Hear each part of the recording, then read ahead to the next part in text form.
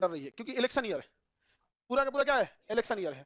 अभी एकदम बीपीएससी थोड़ा सा प्रशासन के दमनकारी रवैया की वजह से एकदम शिथिल पड़ गया था, एकदम क्या हो गया, शिथिल। तो ऐसा नहीं है कि बच्चों का उत्साह कम हुआ है या बच्चे लोगों ने उम्मीद छोड़ा है, ऐसा नहीं है। हम लोग आ रहे हैं, समझ में आ गया कि नहीं आ गया? अब एकदम पूरा दोबारा हो गया ये चीजें, और जहां भी अब जिनके साथ भी अन्याय हुआ है उसको थोड़े होने दिया जाएगा। और आज उनके साथ अन्याय हुआ है, आप फाउंडेशन बैच के हैं, आप उनसे जूनियर हैं, अगर उनके लिए आप चुप रहेंगे तो आपके लिए कौन आवाज उठाएगा?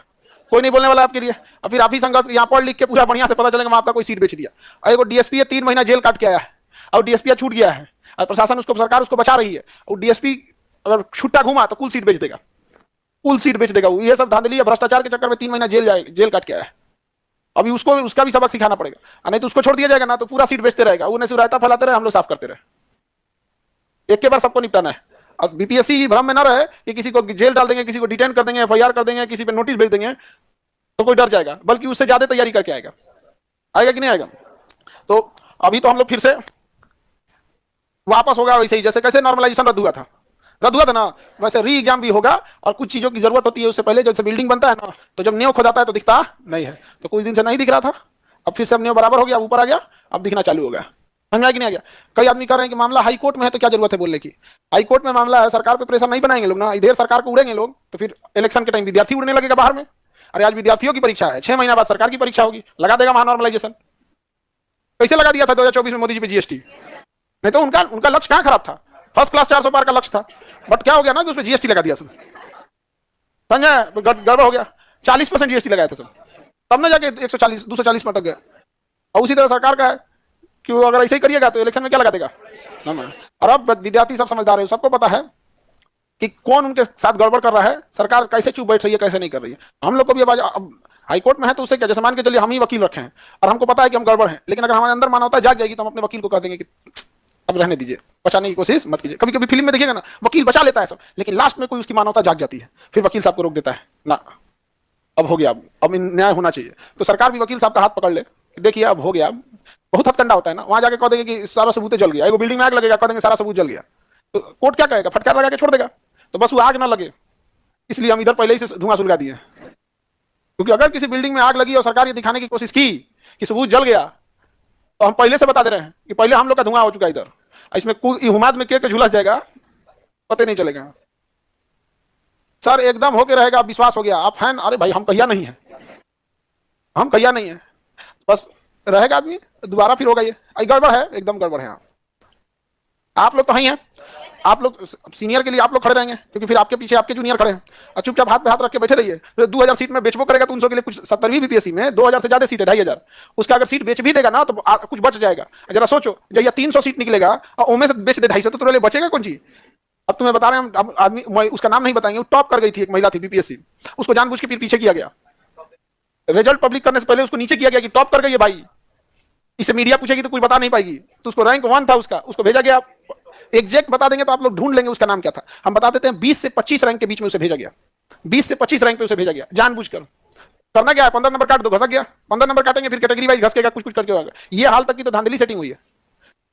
अभी पद पे है एसडीएम, अभी पद पे है एसडीएम, ऐसे नहीं ऐसे एसडीएम बदतमीजी से बतियाता है। तुम कौन हो? अभी हाजीपुर में देख रहे थे ना, वैशाली में क्या हुआ, तो भी हमको लगता है इधर ही उधर से। तो आप लोग रेडी है ना?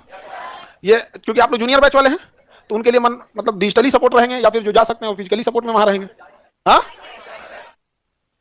कहाँ क्या करना है क्या नहीं करना है हम ही बताएंगे, ताकि प्रशासन हमारा आज लेके चल जाए। हाँ, ऐसा तो ऐसा बैल बैल रहता है, सब पूछ रहा है, बताइए ना सर, हम कह रहे हैं बैला कहीं, तू क्या चाह रहा है, हम आज चल जाए। वो तो आप लोग हैं, तो जो हम लोग ठीक ठाक यहाँ बचे हुए हैं ना, तो उन लोग का तो बस चले एनकाउंटर कर दे। आपको क्या लग रहा है हम लोग के लिए थाली सजा के बैठा होगा सब? उन लोग कितना कोसता होगा, कितने बड़े लेवल पर, सोचो जो 1000 करोड़ का घोटाला करके बैठा होगा, छोटा मोटा आदमी है।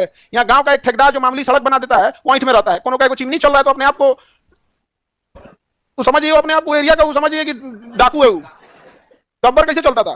तो जो 1000 करोड़ का घोटाला किया होगा उसके लिए लड़ना इतना नॉर्मल चीज है। कब क्या कर देंगे तुम लोग का क्या लगता है? कोचिंग पे जांच कराओ, ये कराओ वो कराओ, काहे लिए होता है?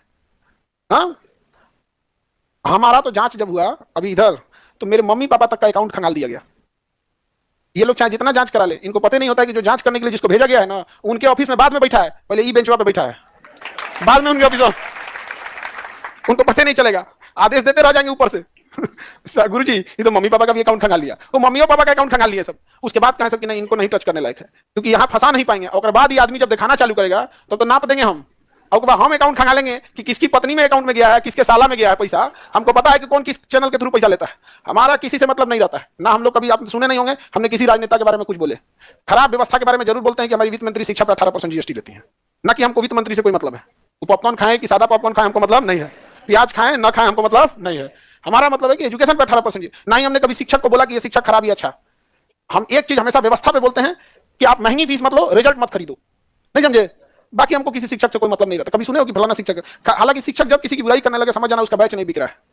तो बैच नहीं बिक रहा है ना, तो उसके लिए एक अच्छा तरीका ये होता है कि कोनो को लगे कुछ करना। अब जैसे कोनो उठ के कहे कि लता मंगेशकर हमारे से गाना सीखी है, तो बहला को कोई पूछेगा नहीं, लेकिन कहेगा पगला कौन ची है तुम यहाँ पर। लेकिन होता क्या, जो जमीन से गिरा है ना उसको एक अलग होता है, लोग हमको भी जाने। तो जब भी कोई शिक्षक बुराई करने लगे किसी दूसरे शिक्षक का, तो तुम समझ जाना कि उसका बैच नहीं बन रहा, समझ आया कि नहीं, तो टोक देना कि पढ़ाओ ना।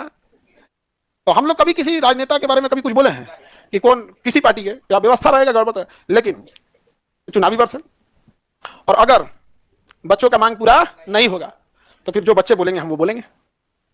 समझ में आ गया। हम बताएंगे कि ये इंसान था जिसने रोका था, ये अधिकारी है जो रोका। एक तो डीएसपी है, इसको तो छोड़ना नहीं तुम लोग। हाँ नहीं, ये लोग को तो नहीं ज्यादा भूत चढ़ गया है, अब पद पे क्या बैठ गए लोग, किस तरह से धांधली सेटिंग से बैठे हमारा नहीं पता है, और पैसा वहीं ठहराने लगा।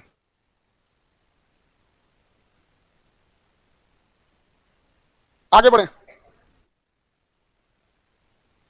फीस को लेकर हमेशा बोलते हैं, हम शिक्षक को थोड़े बोल रहे हैं, फीस को लेकर बोलते हैं अपने लिए, तोरे लिए लेना, फीसे के लिए ना बोलते हैं, तो अच्छी बात है। आज दम नहीं होता है किसी का फीस बढ़ा देने का।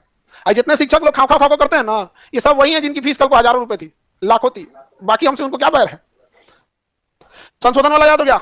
अब इसके बाद प्रस्तावना है, संशोधन के बाद क्या है कुछ बताएंगे सर। वो डीएसपी महिला है, नहीं पुरुष है वो। एक आते को महिला करप्ट मिलेगी सर, बाकी महिला सब नहीं। उन लोग महिलाओं को समाज ने इतना नीचे गिरा दिया है ना कि उनको जॉब लग जाता है तो एकदम उतने में उनको मतलब खुश हो जाती है, भाई मेरा जिंदगी सुधर गया, उनका जितना उनकी ख्वाहिश थी उतना हो गया। लेकिन कुछ कुछ चंट महिला आ जाती है सब, तो कुछ कुछ चंट अधिकारी आ जाती है, वो सब भी हजार हजार करोड़ का घोटाला कर देती है सब।